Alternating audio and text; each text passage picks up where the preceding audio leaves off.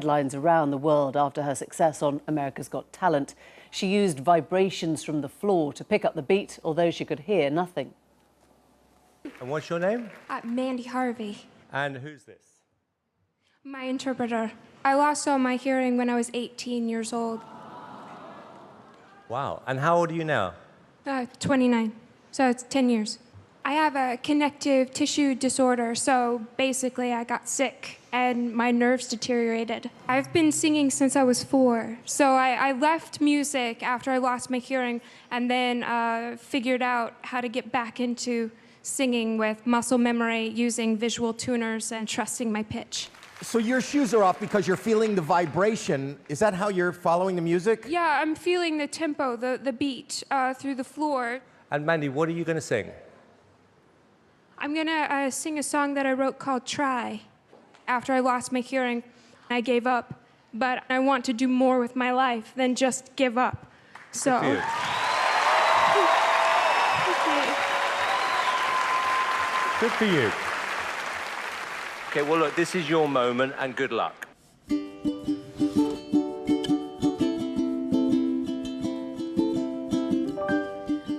don't feel the way I used to.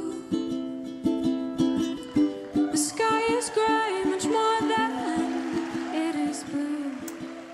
Well, that was the incredible Mandy, but when she first took to the stage, she describes how she received death threats from within the deaf community for promoting a hearing activity. She was accused by a few of promoting oralism, the word used to explain the practice of educating deaf people to use speech and lip reading rather than sign language. So tonight we want to try and explore the feelings that lie beneath this. Why do some deaf people consider speech and singing treachery? And why is sign language perceived to be a more pure means of communication and of identity for them? Joining me now is Honesty Willoughby and Zoe McQuinney. They're speaking through an interpreter. They're flatmates, but they have different perspectives. Honesty and Zoe, many thanks for coming in to join us.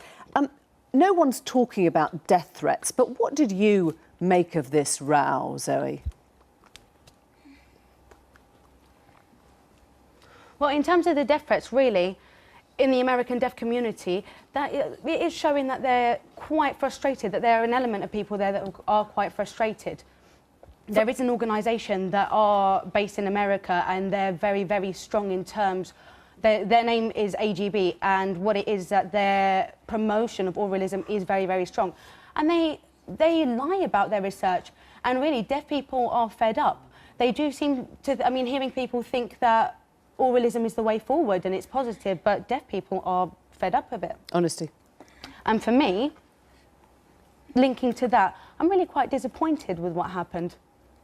I'm disappointed with the news and how it represented the deaf community and saying that they were sending death threats and things like that. That's not the deaf community. It's a small number of people, and it's a really negative representation of us as a whole. And this is why I don't want to talk about the death threats, leaving that to one side. Do you understand, though, where this sense of discomfort comes from, betrayal even, that deaf people are, this word, oralists, using singing or speaking instead of a pure language of sign? Zoe?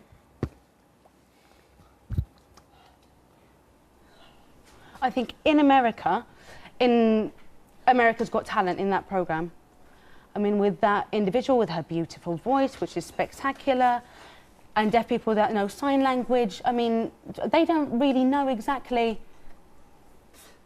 They didn't know that this individual was not born deaf. She lost her hearing, she became deaf. So people immediately recognise and say, oh, you're deaf.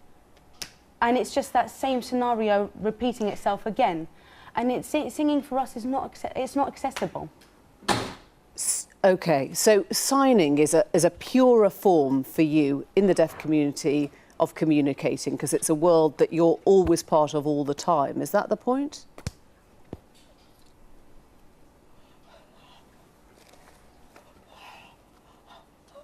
In terms of there being a border between hearing and signing, there's always that element of gesture and visualisation. With sign language, deaf people, that's how we access communication. English speech, Spanish speech, French speech, that's their form of communication, of course. And also, there's been misinformation about oralism that's been spread all over the world. And what about sign language? We need a little bit more focus on that and more awareness on that and the importance of sign language. So can I ask a question? Honesty, you were born into a speaking, a hearing family. Your mother chose not to teach you through oral language, but to sign instead. How did she make that decision? Oh. When I was born, I mean, of course, when I was growing up, I didn't know anything about the deaf community. And going through the medical experience, I was told that I should learn through oralism. But sign language is my right. That's my language. My family, well, my mother was advised that I should be taught to speak. But my mother looked into it. She did her own research and refused. And found out that there is a deaf community. And they learn sign language. And that is accessible for me, and I have my own language, and it's full access for myself. From the outside, for people who are not familiar with the deaf community, I'm sure there'll be many saying, look, it's great to have signing, why wouldn't you add in speaking if you can, singing if you can, lip reading if you can as well? Why wouldn't you have the richest experience you possibly can? Yes. I mean, bilingualism, of course, that's good. You agree with that. Do you, Zoe? I think in terms of speech and sign, it's dual languages and it's quite difficult. There are some people who can do that quite well.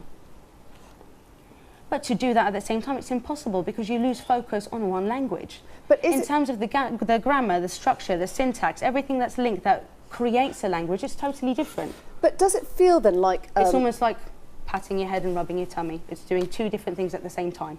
Sorry to interrupt. I just want to ask, does it feel like a political choice for you within the deaf community to say, signing is my identity, it is my deaf identity, and I don't want the confusion of anything else? Yes and no. I think with sign language, it is becoming quite a political issue. It's not an issue of saying, I can't speak, it's saying, I don't speak.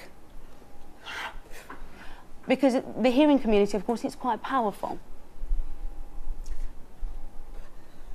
And of course, with technology, cochlear implants and things like that, and with that sort of research in place, people can understand the theories that deaf people might be able to speak, but we need to also show awareness that speech can happen.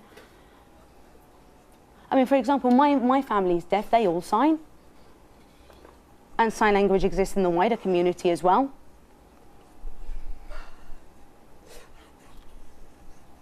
I mean, with hearing people, they've got eyes, they've got hands, they can learn. Honesty and Zoe, thank you both very much indeed, and thank you for interpreting for us. That is all we have time for tonight, but we leave you with the first ever actual video of a scientific